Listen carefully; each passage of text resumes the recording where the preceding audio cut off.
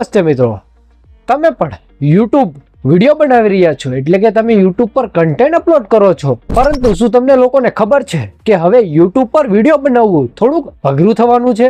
15 જુલાઈ 2025 થી YouTube એક નવો નિયમ લાગુ કરી રહ્યો છે અને તેના નિયમોમાં થોડોક ફેરફાર કરી રહ્યું છે. હવે YouTube ધારે છે કે તમે એકને એક વિડીયો ફરી વખત ના જોવો અને કન્ટેન્ટ ક્રિએટરને વિડીયો બનાવવા માટે થોડીક મહેનત પણ કરવી પડશે અને જે લોકો પોતાની મહેનતથી વિડીયો બનાવી રહ્યા છે એવા લોકોને ફાયદો થાય એવું હવે YouTube વિચારી રહ્યું છે. એટલા જ માટે YouTube હવે થોડાક નવા નિયમો લાવી રહ્યું છે અને જે નિયમો છે તેમાં થોડો ઘણો સુધારો કરી રહ્યું છે. તો આવા 4 નિયમો લાગુ પડવાના છે અને જે આ વિડીયોમાં આપણે ડિસ્કશન કરવાના છે કે તે કયા નિયમો અને કઈ રીતે તે નિયમોનું તમે છે તે પાલન કરી શકો છો. પણ તે જાણતા પહેલા તમે અમારી ચેનલ પર નવા હોય તો વિડીયોને લાઈક કરી, ચેનલને સબસ્ક્રાઇબ કરી, બેલ નોટિફિકેશન પણ ઓન કરી દેજો, જેથી કરીને આવા આવનારા વિડીયોની નોટિફિકેશન તમને જલ્દીથી જલ્દી મળી જાય. અને હા, લિંક ડિસ્ક્રિપ્શનમાં આપેલી છે, જઈને ઇન્સ્ટાગ્રામ ઉપર પણ ફોલો કરતા જજો. તો ચાલો વિડીયોની શરૂઆત કરીએ. તો આ નવા નિયમો 15 જુલાઈ 2025 થી લાગુ પડવાના છે અને એવા 4 નિયમો છે જે હું તમને જણાવી રહ્યો છું. તો તેમાં પહેલો નિયમ છે બનાવટી અને વારવાર વપરાતા કન્ટેન્ટ.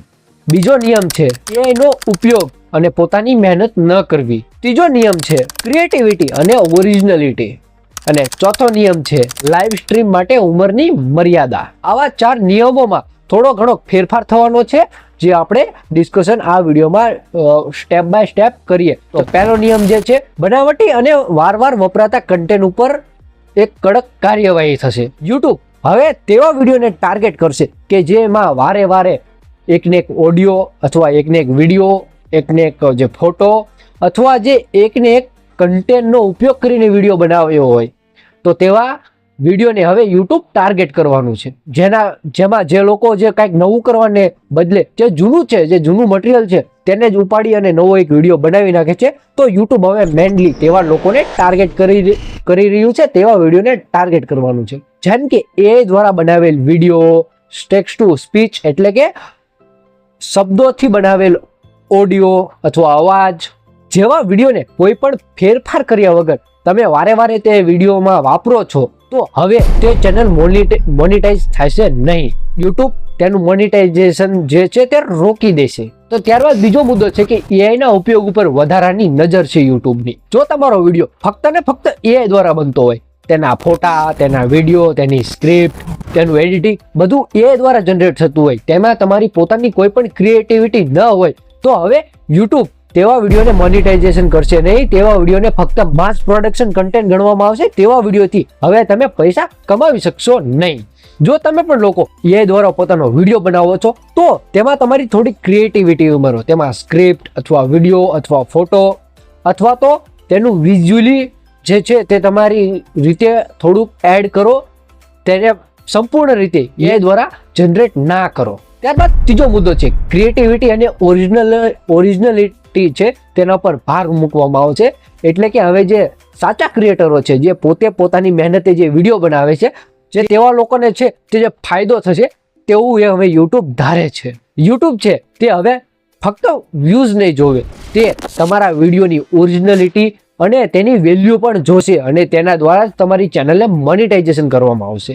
જેમ કે હવે તમે રિએક્શન વિડીયો બનાવશો તો તે રિએક્શન વિડીયો ત્યાં લગીને જ ઠીક ગણાશે કે જ્યાં લગીને તમે તેમાં કોઈ તમારી અલગ જે ક્રિએટિવિટી છે જે તમે તે વિડીયોને આપો છો તેમાં થોડો ઘણો ફેરફાર કરો છો, તમે બીજાની કોપી નથી કરતા, તો જ તે વિડીયો એટલે કે રિએક્શન વિડીયો છે તે જ ચેનલને YouTube હવે મોનિટાઇઝેશન કરશે, નહીતર નહીં કરે.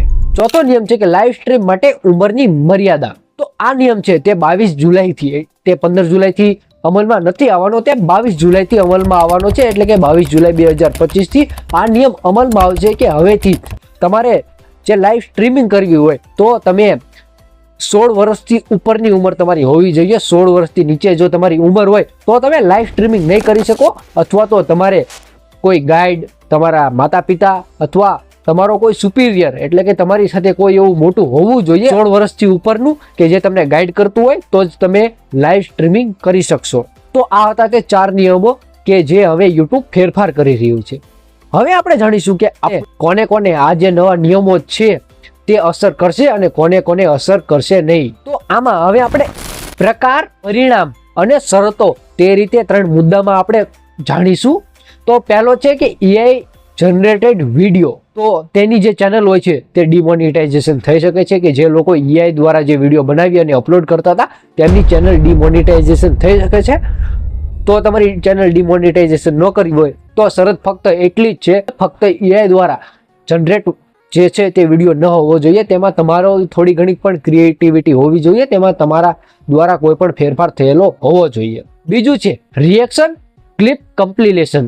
તો આવા વિડીયો ચાલશે પણ આની ફક્ત શરત એટલી છે કે તેમાં તમારી ક્રિએટિવિટી હોવી જોઈએ, કંઈક અલગ હોવું જોઈએ, કોપી પેસ્ટ કરેલું ન હોવું જોઈએ. અને ત્રીજું છે સ્ટોક ફૂટેજ અને વોઇસ ઓનલી.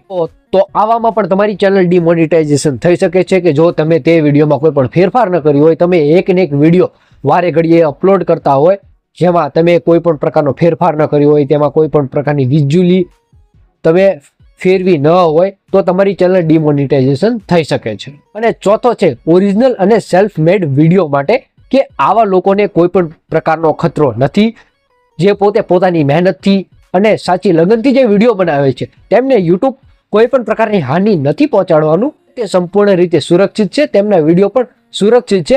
આવા પ્રકારના જે યુટ્યુબ ચેનલ છે, યુટ્યુબર છે, તેમને કોઈ પણ પ્રકારની નુકસાની નથી થવાની. જે લોકો કોપી પેસ્ટ કરી રહ્યા છે તેવા લોકોને જે છે તે યુટ્યુબ ટાર્ગેટ કરી રહ્યું છે અને તેવા જ લોકોની જે છે ચેનલ ડિમોનિટાઇઝેશન થવાની છે. યુટ્યુબ પર જે વિડીયો જે તમે લોકો વિડીયો બનાવો છો તો તમને હું એક બોનસ ટિપ્સ પણ આપી દઉં. તો બોનસમાં એ છે કે તો પહેલું છે કે ઓરિજિનલ કન્ટેન્ટ બનાવો. સ્ટોક ફૂટેજ અથવા AI દ્વારા જનરેટ વિડીયો પર ચાલશો નહીં ફક્ત, કેમ કે એવું નથી કે તમે AI દ્વારા પણ વિડીયો ના બનાવો પણ ફક્ત AI દ્વારા વિડીયો ના બનાવો, તેમાં તમારી ક્રિએટિવિટી પણ જોડો. બીજું છે કે તમે ક્રિએટિવિટી ઉમેરો વિડીયોમાં, તમારું દ્રષ્ટિકોણ, અવાજ, એડિટિંગ કે પછી તમે થોડીક માહિતી તેમાં ઉમેરો. ત્રીજું છે કે AI નો ઉપયોગ તમે સાવચેતીથી કરો, તેમાં ફક્ત તમે કોપી પેસ્ટ ના કરો કે AI દ્વારા તમે વિડીયો ઉપાડ્યો અને તેને અપલોડ કરી દીધો, તો તેવું ના કરો. તેમાં તમે થોડું ઘણું એડિટિંગ કરો અને ત્યારબાદ જ તે વિડીયોને અપલોડ કરો. ત્યારબાદ ચોથો મુદ્દો છે કે જે પોલિસી છે, જે યુટ્યુબ હવે નવી પોલિસી જે બહાર પાડી રહ્યું છે, જે નવા નિયમો બહાર પાડી રહ્યું છે તે વાંચો અને જે તમારી ચેનલ છે તે પ્રમાણે જે પોલિસી પ્રમાણે તમારી તે ચેનલને તેમાં કન્વર્ટ કરી દો, જેથી કરીને તમારી ચેનલને કોઈ પણ પ્રકારનો ઇફેક્ટ ના પડે. તો આવા જે છે નિયમોનો ફેરફાર યુટ્યુબ દ્વારા થવાનો છે. તમને આ વિડીયોમાં મેં સંપૂર્ણ રીતે સમજાવી દીધા છે. જો તમે કોઈ વસ્તુ ના સમજ્યા હોય તો લિંક ડિસ્ક્રિપ્શનમાં આપેલી છે, જેને ઇન્સ્ટાગ્રામ ઉપર મને મેસેજ કરો અથવા મને કોમેન્ટમાં કહો કે તમે આ વસ્તુ નથી સમજ્યા, કે હું તમને પર્સનલી સમજાવી દઈશ. ઉમ્મીદ છે વિડીયો તમને પસંદ આવ્યો હશે. તમારે યુટ્યુબ પર કન્ટેન્ટ કઈ રીતે સિલેક્ટ કરવો તે વિડીયો તમે હજુ નથી જોયો તો અહીંયા ક્લિક કરીને તમે તે વિડીયો જોતા આવો, જેથી કરીને તમારે કન્ટેન્ટ સિલેક્ટ કરવો કોઈ અઘરું કામ તમને ન લાગે. જો તમને આ મારો વિડીયો પસંદ આવ્યો હોય તો વિડીયોને લાઇક કરી, ચેનલને સબસ્ક્રાઇબ કરી, બેલ નોટિફિકેશન પણ ઓન કરી દો, જેથી કરીને આવા આવનારા વિડીયોની કોઈ પણ નોટિફિકેશન તમને જલ્દીથી જલ્દી મળી જાય. આભાર.